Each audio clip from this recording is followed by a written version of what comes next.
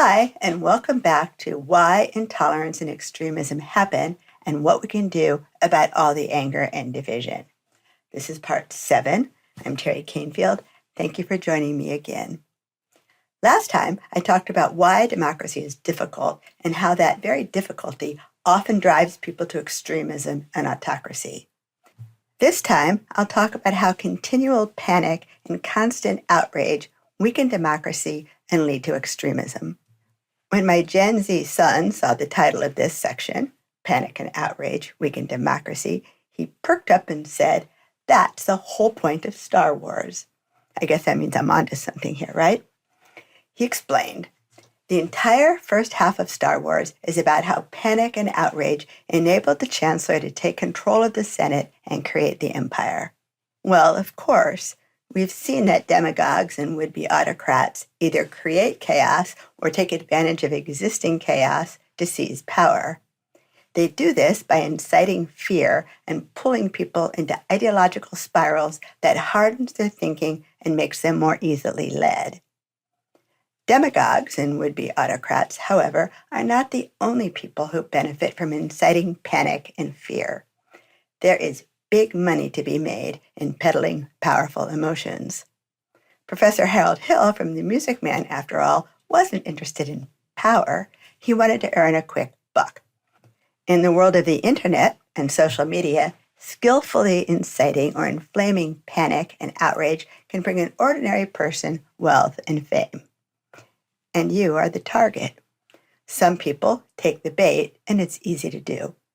Others tune out all the noise and disengage from politics entirely, which, though easier, creates a new problem: widespread apathy.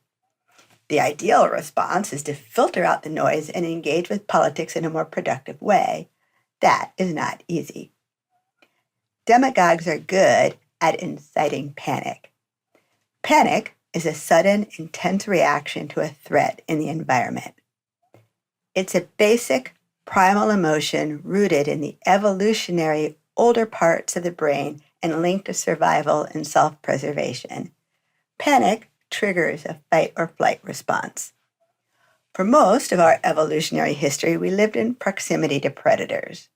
If a cave dweller was out gathering nuts and berries and heard a threatening noise, considering possible responses would be a terrible idea. Panic would help get the cave dweller to safety. So panic can serve a useful purpose. One evening, a raccoon came over our fence and got into a fight with our 12-pound terrier. I had about 1 second to respond. I dashed outside and shouted to startle the animals, which gave them a moment to separate. I then did something I never thought I could do. I picked up a chair and I threw it at the raccoon. I don't know whether the chair hit him or just scared him, but while the chair was still bouncing on the patio, he scrambled over the fence and ran away. The dog required a trip to the vet, stitches, and shots. Years later, I still tell the story in disbelief. I threw a chair at a raccoon. I'm a very small person. I was able to hurl that chair because I was in a panic and I didn't have time to think about what I was doing. Panic and adrenaline saved the dog, who should have selected flight over fight, but try explaining that to a terrier who probably thought he saved the day. So panic is useful in the face of immediate danger. But when it comes to political matters, we're usually dealing with events beyond our direct experience, and the events are more complex, so effective responses rely heavily on the rational and deliberate parts of the brain. Civilians in an occupied country cannot mount an effective resistance while in the throes of panic. An effective resistance requires a cool head and strategic planning. The leaders who have done the most to improve our world thought strategically, a feat impossible when panic takes over. I've been receiving pleas for donations from a state governor whose name you all know, who assures me that if I don't donate money now, all will be lost. I don't fault him for this. He's raising money. That's what politicians do. Anger, like panic, is a primal emotion rooted in survival instincts. While panic triggers a fight or flight response, anger readies a person to confront danger head-on. Outrage is a less primal and more complex and cognitive emotion. Outrage brings in a sense of moral judgment and fairness. It involves more evolved parts of the brain associated with social interactions, moral reasoning, and concepts of justice. Outrage is more contagious and more prolonged than anger. It has a group-oriented, public-facing nature, often aligning with collective calls for justice. Wait, you're probably thinking, aren't calls for justice good for democracy? Calls for justice can be good for democracy, and outrage can lead to positive social reform. Prolonged outrage can also reduce empathy, polarize communities, and cause people to spiral into ideological thinking. As Professor Harold Hill understood, people who are frightened tend to make bad decisions. When people are frightened enough, they're more likely to follow a demagogue. This brings me to our current information revolution. The current information revolution is allowing misinformation, rage, and panic to be disseminated at dangerous levels, which creates another layer of chaos and complexity in an already complex world. The first information revolution in modern history was the invention of the printing press. In 1455, after Gutenberg invented the printing press and published his first book, a Latin language Bible, he reportedly said, "God's word shall be carried far and wide." Well, God's word was not the only thing carried far and wide. Before the invention of the printing press, people got their news from town criers who were appointed by local authorities. Their job was to announce new laws and important events. Written letters were another source of news, but these were almost exclusively exchanged between scholars and members of the upper classes who had leisure to write letters. Book ownership was limited to those with wealth. Written material disseminated to the public had to be painstakingly copied by hand. The average person was not confronted with written material on a large scale until the invention of the printing press. Broadsides were papers printed on one side and distributed widely. Broadsides often contained important news and information, but just as often they spread destructive lies and malicious gossip to a population untrained in evaluating the reliability of written sources. Unsubstantiated rumors flew. While the printing press didn't cause the Protestant Reformation, it was the most important driver of it because it allowed the reformist ideas to be disseminated at unprecedented speed and scale. People, swept up in the moment, took to the streets in anger. The church also tended to respond too quickly and in too heavy-handed a manner. All of this ignited violence and religious wars that fractured Europe for centuries. Eventually, people learned to evaluate written sources. Once books and reputable publications became widely available, consumers of news came to understand that a broadside nailed to a tree very likely had less credibility than a publication from a reliable source. Now, I'll talk about yellow journalism. In the late 19th century, news outlets were competing for readers. Publishers, in need of readers, discovered that sensational and rage-inducing material sold more newspapers and magazines. This gave rise to a style of news coverage known as yellow journalism. This new form of journalism emphasized sensationalism, bold headlines, and creative presentation over facts. William Randolph Hearst, one of the most well-known of the yellow journalists, allegedly said, "You furnish the pictures, I'll furnish the war." The selling of sensational news made William Randolph Hearst a wealthy man. Yellow journalism reached its peak in 1898 after the United States deployed the USS Maine to Havana in a show of military power. On February 15, 1898, an explosion sank the ship. The initial report from the Cuban colonial government, confirmed by witnesses, was that the explosion occurred on board.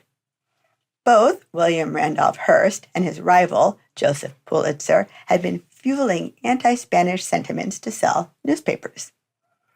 Following the sinking of the Maine, both Hearst and Pulitzer published inflammatory rumors, stirring up public outrage with accusations of a Spanish plot to destroy the ship. Eventually, there was a reaction against yellow journalism. This prompted the rise of a new kind of reporting. The new form of reporting was serious and fact-based. Tabloids continued, but eventually they were relegated to racks at the supermarket and were widely known to be mostly, if not entirely, fiction. From the 1940s until the 1980s, there were only a handful of mass-market media outlets. As a result, media producers sought to appeal to as wide a swath of the American public as possible, typically by offering viewers what NBC Vice President Paul Klein called the least objectionable programming. These quotations, by the way, are from a book by political scientist and communications professor Danigal Goldwyn-Young called Wrong: How Media, Politics, and Identity Drive Our Appetite for Misinformation. Programming in this era was neutral, calm, and factual. Broadcasts and major publications reached a large enough audience so that no attempt was made to sensationalize the news. Sets were boring. Anchors like Walter Cronkite recited facts. The three major broadcast networks, ABC, CBS, and NBC, were subsidized from commercial advertisements and the profits from a highly rated primetime dramas. The evening news was therefore available to anyone with a television set. People in this era typically received their news once or twice a day, either through a morning or evening newspaper or via the evening broadcast. At the same time, large circulation and revenues from advertisers kept the price of newspapers low. Consumers absorbed the day's news and then went about their business. Media reporting from the 1940s through the 60s also fueled some of the rapid changes I've talked about beginning in the 1950s. Iconic images disseminated widely in the media included the body of Emmett Till, a 14-year-old lynched in Mississippi. Another photograph captured Elizabeth Egbert, a 15-year-old taunted by an angry white mob as she attempted to attend Central High School after the school was ordered to integrate. The third image is from the March on Washington in 1963. These images were seen by a great many people who had never fully considered civil rights issues. Suddenly, their sympathies and, yes, their outrage were aroused. Some of these images shocked the conscience of a significant portion of the population. Although the goal at the time was neutral reporting, social conservatives complained that their views were not being represented in the mainstream media. Given this, it may seem surprising that conservatives were responsible for abolishing the fairness doctrine, which required, among other things, that broadcast networks devote time to contrasting views on issues of public importance. Some conservatives believed that producers should be allowed to include whatever they wanted and should not be compelled to go against their judgment by federal regulations. So, in 1985, FCC Chairman Mark F. Fowler, a lawyer who had served on President Reagan's campaign staff, released a report stating that the doctrine hurt the public interest and violated the free speech rights guaranteed by the First Amendment. Freedom of the press was one of the founding conditions, so it isn't surprising that conservatives would want to preserve freedom of the press. The FCC's report that the fairness doctrine violated the First Amendment was controversial, including among some conservatives who argued that the fairness doctrine was the only thing that kept networks from lambasting Reagan's economic policies. But the FCC panel voted to repeal the fairness doctrine. Congress, which was in the hands of Democrats, passed a bill to prevent this, but President Ronald Reagan vetoed the bill.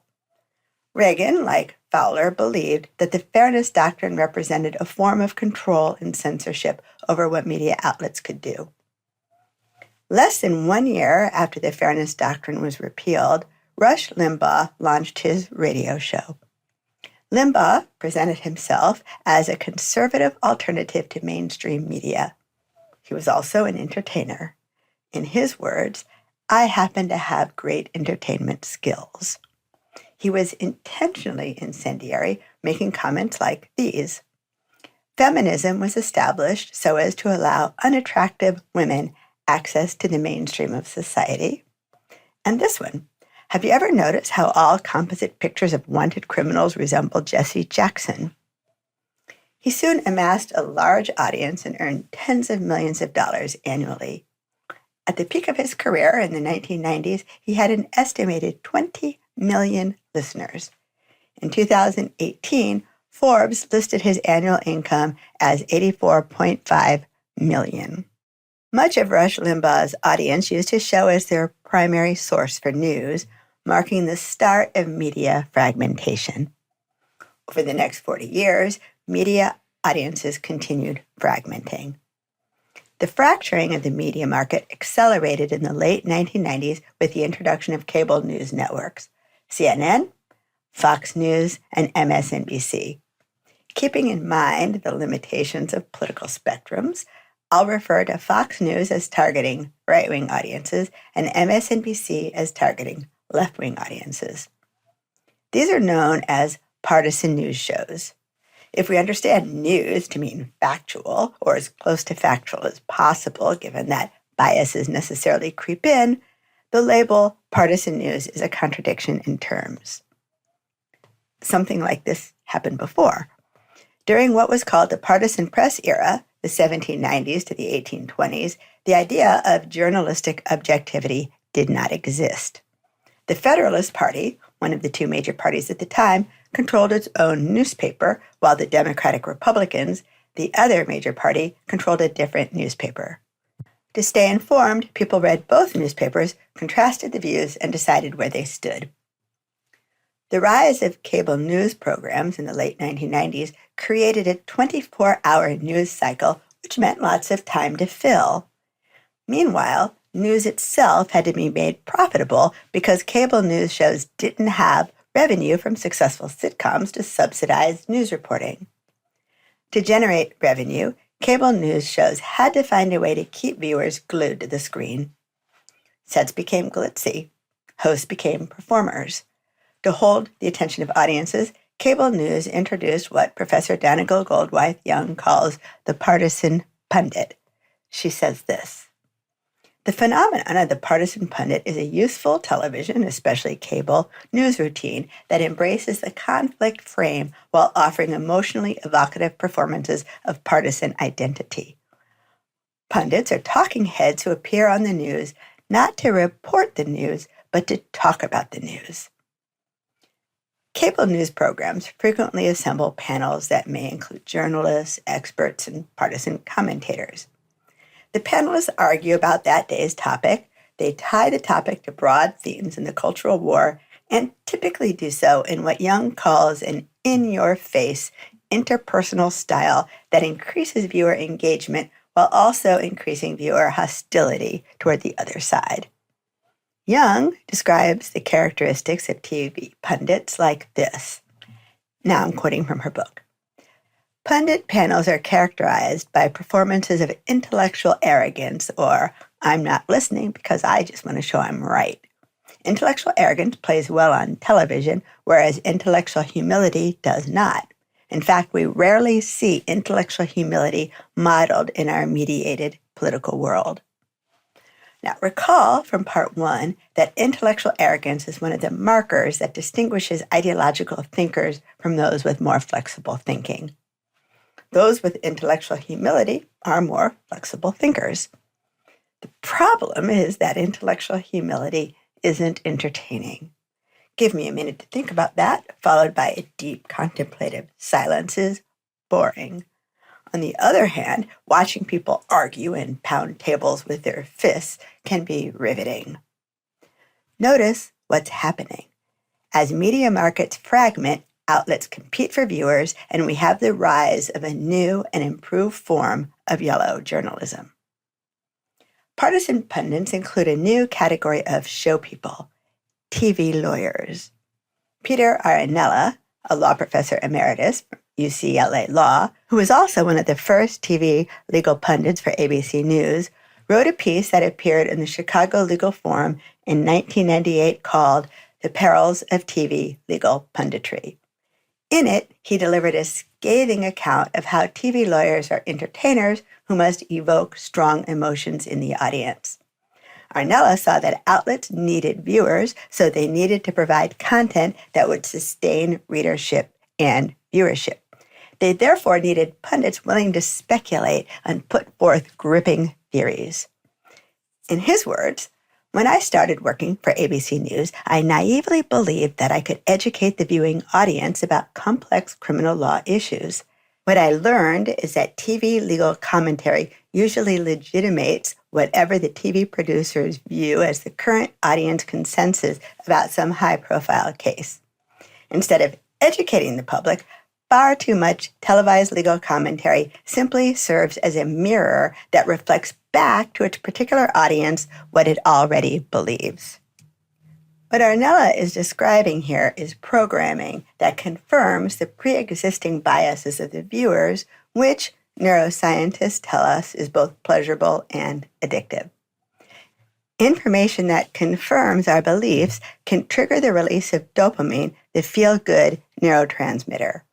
Having our biases confirmed feels good, so we want more. See what's happening? These news shows affirm the existing biases of the viewers and therefore keep them hooked. I think I'll stop here.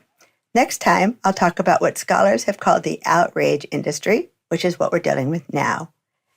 Thank you for listening, and I hope you'll join me again.